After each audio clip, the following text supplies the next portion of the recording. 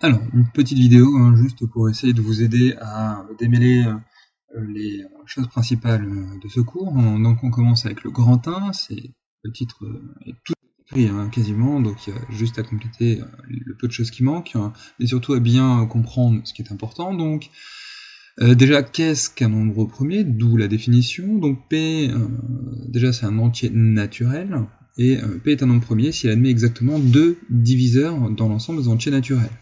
Donc les diviseurs qui sont obligatoires, hein, c'est forcément 1, et forcément P lui-même. Tout nombre a forcément ce diviseur 1 et ce diviseur qui est lui-même. Mais pour être premier, la condition c'est d'être avec seulement 2, j'ai pas dit 1, 2 diviseurs. Et donc, du coup, comme 1 n'a que 1 et lui-même, mais comme 1 et lui-même c'est les mêmes, eh bien il n'a qu'un seul diviseur dans l'ensemble des entiers naturels, donc 1 n'est pas premier. C'est pour ça qu'on l'a barré d'ailleurs, il y a 2 semaines, dans le crible d'Ératosthène. Le tout premier nombre premier, et d'ailleurs donc le plus petit hein, forcément, c'est le nombre 2. Et d'ailleurs c'est le seul nombre premier qui sera pair, hein, vous pouvez regarder, forcément un autre nombre pair autre que 2 va être divisible par 2, puis par 1, puis par lui-même, donc forcément il y en aura au moins 3.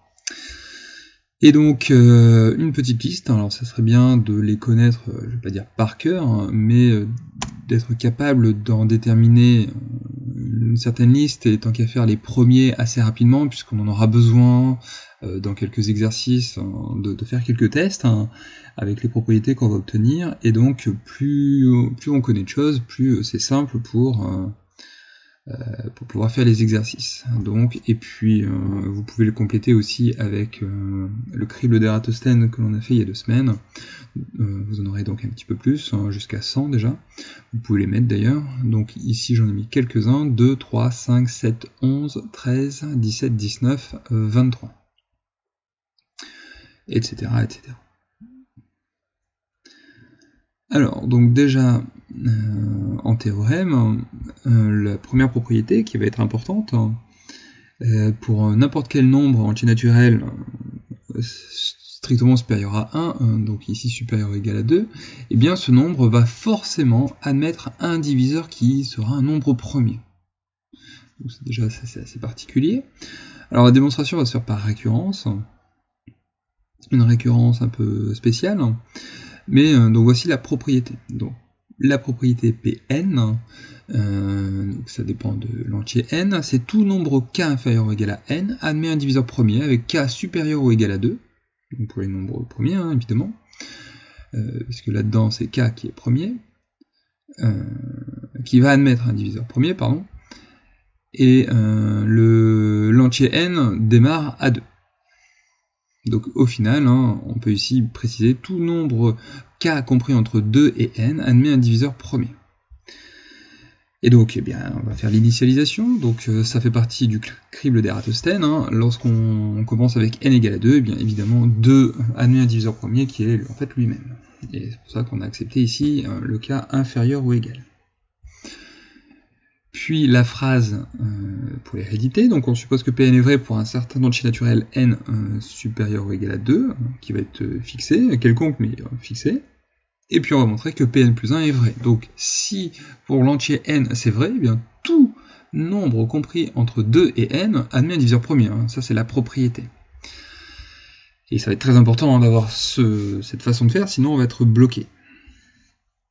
Et donc regardons ce qui se passe pour n plus 1. Alors déjà, on sait que de 2 à n, c'est vrai, donc il y a juste à regarder n plus 1, pour savoir s'il admet un diviseur premier ou pas.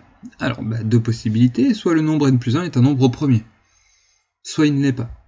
Hein, c'est les deux parties qui sont ici. Alors si c'est un nombre premier, il admet un diviseur premier, puisque lui-même est premier. Donc c'est vérifié si n plus 1 est un nombre premier. Donc évidemment, le plus intéressant va être l'autre cas, puisque là c'est très rapide, si n plus 1 n'est pas un nombre premier. Donc il admet, par définition, hein, un diviseur autre que 1 et lui-même. Hein, parce qu'un nombre premier, il n'y a que lui, il n'y a que 1 et lui-même. Donc s'il n'est pas premier, ça veut dire qu'il y en a un autre. Alors on va le noter D. Et puis forcément, on va utiliser l'hypothèse de récurrence sur D, qui lui va admettre un nombre premier comme diviseur, que je vais noter P. Alors pourquoi ? Bien tout simplement parce que si D est un diviseur de n plus 1, alors c'est un diviseur strict, c'est-à-dire que ce n'est pas égal à n plus 1, donc forcément D est inférieur ou égal à n. Et comme il est inférieur ou égal à n en ayant supposé que notre propriété était vraie au rang n, et bien forcément D vérifie le fait qu'il admet un diviseur premier. Et donc je sais que le nombre premier P qui est diviseur de D divise D, que D divise n plus 1, c'est l'hypothèse qui est faite ici. Donc, par transitivité, A divise B, B divise C, alors A divise C. Donc ici, je peux conclure que P va diviser le nombre n plus 1. Et ça tombe bien, puisque comme P est premier, bien ça me permet de vérifier que l'hérédité est vraie. Donc il faut bien comprendre ce qui a été fait dans notre récurrence. Ici, l'hypothèse de récurrence dit que pour tout nombre k compris entre 2 et n, ça admet un diviseur premier. Pour la propriété n plus 1, c'est tout nombre k compris entre 2 et n plus 1 admet un diviseur premier.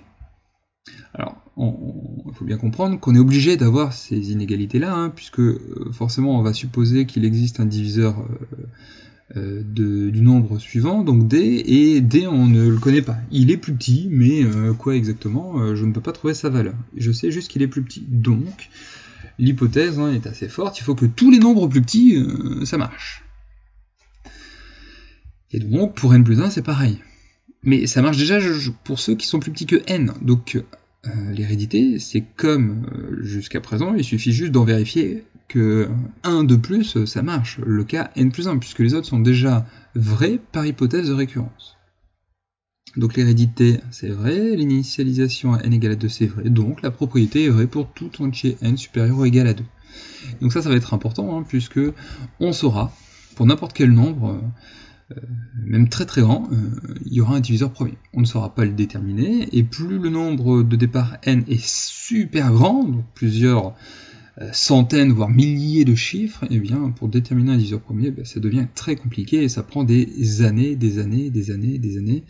et on peut compter ça en milliers, voire millions d'années, pour pouvoir déterminer un tel nombre premier. Et c'est dû justement à cet intérêt-là que vos cartes bleues sont construites avec la difficulté justement de trouver des facteurs premiers. Alors néanmoins, on peut essayer, comme c'est difficile d'en trouver un, de trouver au moins quelque chose qui permettrait de gagner un petit peu de temps, même si ça va pas être terrible. Alors c'est ce théorème-là. Et ce théorème dit que pour un entier n quelconque, supérieur ou égal à 2, eh bien, il est premier, si et seulement si il n'admet aucun diviseur premier inférieur ou égal à racine de n. C'est-à-dire qu'on n'est pas obligé de regarder pour tous les entiers plus petits, il suffit juste de regarder pour ceux qui sont inférieurs ou égal à sa racine carrée. Et c'est un peu ce que l'on a pu voir avec le crible d'Ératosthène, c'était principalement lié à ça. Ceux qui n'étaient plus à griser ou à barrer lorsque ça dépassait le cas n carré. Donc ça c'était dans le crible d'Ératosthène. Alors, on va démontrer ça. Donc il y a une équivalence, donc il faut le faire dans les deux sens. Donc commençons par la propriété directe. Donc si n est supérieur ou égal à 2 est premier. Donc si n est premier, je cherche à voir que n n'admet aucun diviseur premier inférieur ou égal à racine de n. Alors c'est assez rapide, puisque le seul diviseur de n qui est inférieur ou égal à sa racine carrée, ça va être 1. Puisque comme n est supérieur ou égal à 2, racine carrée de n est strictement inférieure à n. Racine de n égale à n n'est valable que dans deux cas, le cas n égale à 0 et le cas n égale à 1. Racine carrée de 0, ça fait 0, c'est égal à la même valeur, et racine carrée de 1 est égal à 1, c'est égal à sa même valeur. Et c'est une propriété que vous avez vue en première, dans l'utilisation de la racine carrée. Hein. Lorsque x est plus grand que 1, vous avez racine carrée de x plus petit que x plus petit que x carré plus petit que x cube, etc. Et pour un nombre réel. Hein. Et lorsque x est compris entre 0 et 1, donc ce qui ne peut pas être le cas pour nous, puisque nous ne sommes que sur des entiers, lorsque x est compris entre 0 et 1, eh bien on a le cas inverse, c'est-à-dire que x au cube est plus petit que x carré, est plus petit que x, est plus petit que racine de x, et tout ça est compris entre 0 et 1. Et donc nous, comme n supérieur ou égal à 2, et bien forcément, racine carrée de x va être strictement plus petit que x, plus petit strictement que x carré, etc. Alors la démonstration que vous avez faite était inférieure ou égale, mais au final, comme les seuls cas d'égalité c'est 0 et 1, les inégalités strictes deviennent les inégalités larges deviennent des inégalités strictes. Donc pour nous, eh bien, le seul diviseur va être 1, et comme 1 n'est pas premier, eh bien c'est fini, terminé, c'est rapide. Le problème c'est dans l'autre sens, qui va être un petit peu plus long, mais qui n'est pas très compliqué non plus. C'est-à-dire que je vais prendre un entier naturel, n, supérieur ou égal à 2, et je vais supposer que n n'admet aucun diviseur premier inférieur ou égal à racine de n. Et l'objectif, ça va être de démontrer que n est premier. Alors pour ça, je n'arrive pas à le faire directement, donc ce que je vais faire, c'est raisonner par l'absurde, et je vais supposer donc le contraire. Je vais supposer que n n'est pas premier, n'est pas un nombre premier.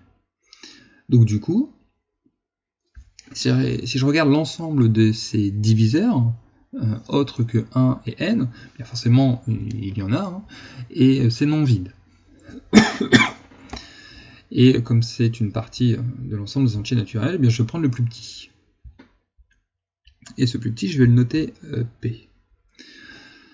Alors le nombre p, eh bien lui, il est forcément premier. Alors pourquoi ? Eh bien parce que sinon, donc si ce n'est pas le cas, eh bien P admet un diviseur m, distinct de 1 et de P, et comme m va diviser P, et que P divise n, eh bien m va diviser n, or c'est pas possible puisque c'est P qui a été supposé le plus petit. Donc, comme ça c'est pas possible, forcément P est un nombre premier. Donc ça c'est extrêmement important d'avoir cette propriété-là hein, sur ce plus petit élément de l'ensemble des diviseurs de n autres que 1 et n lui-même. Puis comme P divise n, eh bien je sais qu'il existe un entier K hein, tel que n est égal à P fois K, c'est la définition, la définition hein, que l'on a donnée lors du tout premier chapitre, c'était donc en septembre. Donc comme n est égal à P fois K, et que P c'est le plus petit, hein, diviseur de n, et que P est premier, on a toutes ces propriétés-là à arriver à ça, et bien je sais donc aussi que K est un diviseur de n. Hein, ça marche dans les deux sens. Et donc, comme P est plus petit, je vais obtenir ces inégalités-là. Alors, je l'explique. P est un diviseur donc inférieur à n et strictement supérieur à 1, hein, puisqu'il est différent de 1 et de n. Et je sais que K, comme c'est un diviseur de n, il est compris entre 1 et n aussi. Mais comme P est le plus petit des diviseurs, donc forcément j'ai P inférieur ou égal à K. K pourrait être égal à P aussi, hein, j'ai qu'à regarder P carré. Et donc justement, comme P est plus petit que K, si j'écris P carré, c'est-à-dire P fois P, et bien comme P est plus petit que K, je vais avoir ces inégalités-là. Si c'est pas clair, si on divise P partout, j'aurai donc P plus petit que K, je multiplie par P, j'ai donc P carré plus petit que PK. Sauf que PK, d'après cette égalité-là, c'est N. Donc P carré est plus petit que N. Je prends la racine carrée, j'ai donc P plus petit que racine carrée de N. Or, ce n'est pas possible, puisque ici, N n'admet aucun diviseur premier inférieur ou égal à racine de N. Et là, j'ai un problème. Donc du coup, ça c'est absurde, avec l'hypothèse de départ, et donc ça me permet de dire que l'hypothèse que j'ai faite ici, c'est le fait que n n'est pas premier, et bien c'est faux, et donc n est premier, et ce théorème-là est démontré. Donc grosso modo, c'est assez évident, hein, puisque si on coupe la poire en deux, je prends un nombre diviseur, plus petit que racine carrée de n, comme racine carrée de n fois racine carrée de n c'est égal à n, bah, si j'en ai un qui est plus petit, forcément pour compenser ce qui manque, il faut que l'autre soit plus grand. Et inversement. Donc je n'ai qu'à regarder dans la première partie des racines carrées de n. Et donc déjà ça limite beaucoup. Au lieu de regarder tous les nombres compris entre 1 et 100 pour savoir s'ils divisent 100, eh bien, au lieu de faire ça, j'ai qu'à prendre racine carrée de 100 et j'ai juste à regarder s'il admet un diviseur premier inférieur ou égal à 10. C'est quand même beaucoup plus rapide, au lieu d'en avoir 100 à faire, j'en ai plus que 10. Et donc je vous laisse regarder ceci avec 53. Donc, il faudrait regarder, alors pas 1, pas 53, puisque c'est lui-même, mais si 2 divise 53, si 3 divise 53, etc., jusqu'à un nombre inférieur ou égal à 53, premier, sauf que j'ai racine de 53 pour information qui vaut 7,28. Donc je vous laisse vérifier ceci, puis après on passe aux exercices.